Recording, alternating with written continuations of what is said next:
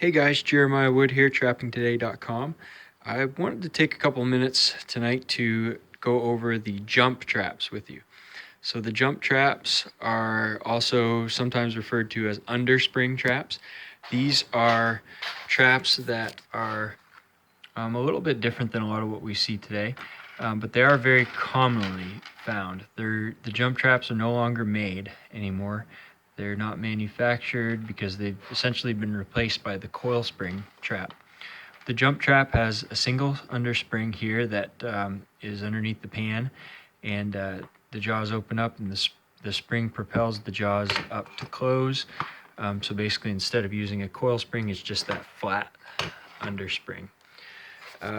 We have a variety of jump traps here, and they range from a number 0 all the way up to the number 4. And the number 0 jump traps are a really tiny muskrat trap, muskrat or mink. They have about a 3.5-inch jaw spread. Then moving up, this is an example of a number 1. This is a 4.5-inch jaw spread.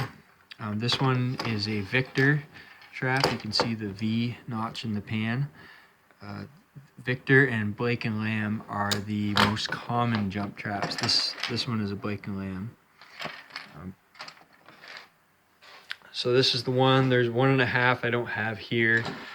Here is the number 2 jump. It's got a 5.5-inch jaw spread. This is the number 2 Victor jump. This one's actually in pretty decent shape. Here is a 3, a little bit bigger. So the 2 is kind of a fox and coyote trap for the most part. The 3 also fox, coyote, beaver, otter occasionally. This is the number 4 jump. This is mainly used as a beaver and otter trap, usually underwater. It's a much larger jaw spread. And then finally what we have here is the number 14 jump.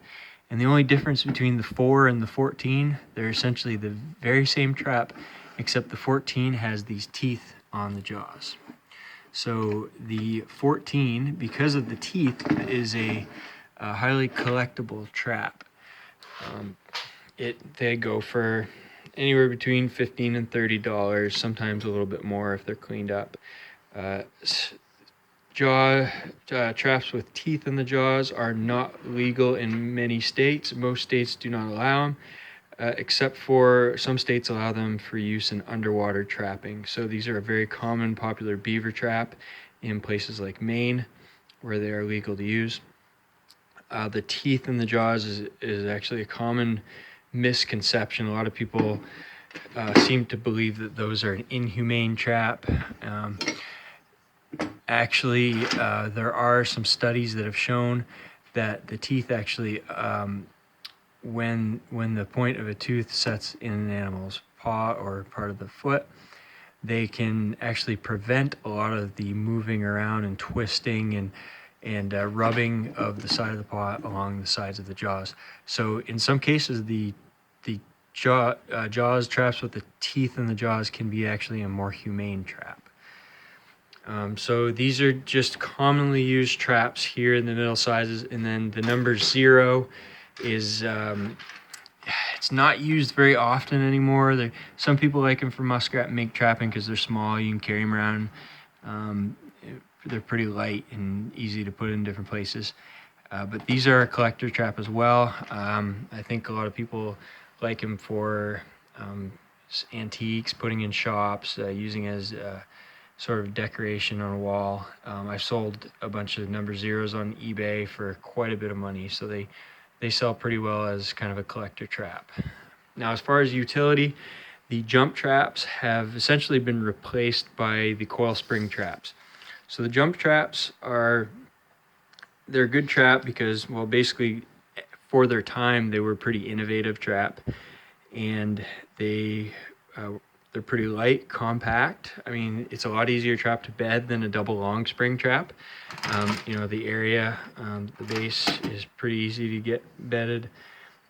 You don't need to replace the springs. You can you can put these in a vise, and you can bend them and tap them and sort of re-strengthen the springs a couple of times. But that's about it for advantages. The other thing with the big number 4 jumps is when you have this trap set, this spring is an asset for a leaning pole baited underwater set for beaver, because you can cut a little slot in the leaning pole and this spring will stick right into that slot, and it kind of holds the trap up in a baited set. So that's a little minor advantage to the jump.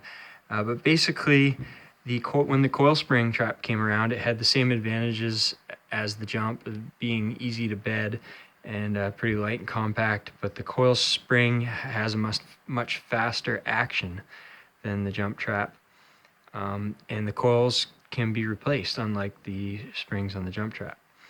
The other thing with the coil spring is you can adjust the pan tension. For these jump traps, basically, this is all you have. You have the dog, you have the pan, and it sets in there, and the tension is what it is. You can't really do anything to adjust it. The coil springs would have a screw and a nut here to adjust the tension.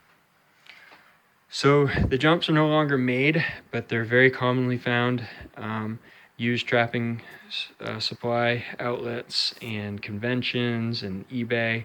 You can find them all over the place. They're still a pretty popular trap, but they're no longer manufactured.